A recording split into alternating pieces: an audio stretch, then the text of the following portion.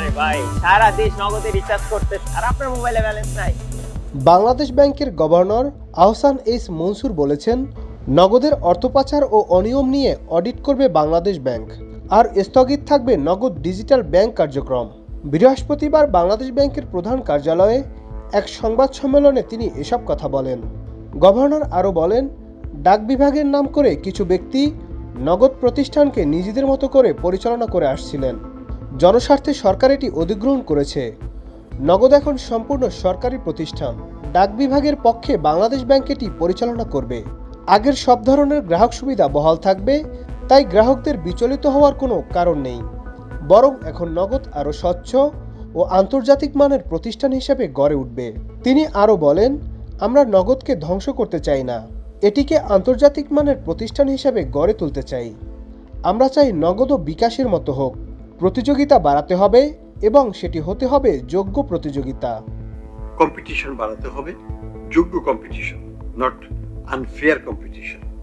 সরকারিভাবে নগদকে অনেক সুবিধা দেওয়া হতো, বিশেষ করে সরকারের অধিকাংশ ভাতা নগদের মাধ্যমে দেওয়া হতো। এরকম পক্ষপাতিত্ব যাতে না হয়, যাতে সমান্তরাল প্রতিযোগিতা হয়, আমরা সেটি নিশ্চিত করতে চাই। সরকারের সব ট্রান্সফার গভর্নমেন্ট নগদের থ্রুতে দিত, এটা আসলে পক্ষপাতিত্ব ভিত্তিক সিদ্ধান্ত ছিল। প্রতিষ্ঠানটির সব কার্যক্রম আগে যেমন ছিল সেভাবেই থাকবে, কোনো পরিবর্তন হবে না, বরং আরও বৃহত্তর পরিসরে, আরও বড় আকারে আসবে।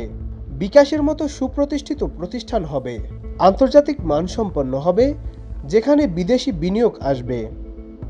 নগদকে আরো বৃহত্তর পরিসরে স্বনামধন্য একটা প্রতিষ্ঠান হিসেবে সুপ্রতিষ্ঠিত হতে পারে, যেখানে বিদেশিরা বিনিয়োগ করবে।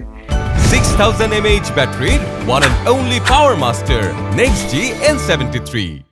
যেহেতু নগদ নিয়ে জনস্বার্থ রয়েছে, এর মালিকানা নিয়ে প্রশ্ন আছে, আইনগত সমস্যা রয়েছে এবং বছরের পর বছর আইনের সমস্যা নিয়ে চলছে, তাই এটি সরকার অধিগ্রহণ করেছে। একটি প্রতিষ্ঠান এভাবে চলতে পারে না, যেখানে সাধারণ গ্রাহকের অনেক টাকা আছে। জনগণের আমানতের যেন সমস্যা না হয়, সে কারণে আমরা হস্তক্ষেপ করলাম। এটিকে ডাক বিভাগের পক্ষে আমরা নিলাম। অনলাইন ট্রানজ্যাকশনে আমরা এমন জায়গায় নিয়ে যেতে চাই যাতে টাকা ক্যাশ আউট করা না লাগে। আমরা ক্যাশ আউট সিস্টেমকে মিউজিয়ামে পাঠাতে চাই। টাকা একবার ঢুকবে এবং সেখান থেকেই সবাই খরচ করবে, তাহলে ক্যাশ আউটের অপশন আসবে না, বরং খরচ কমবে। Nadim Hasan, channel I.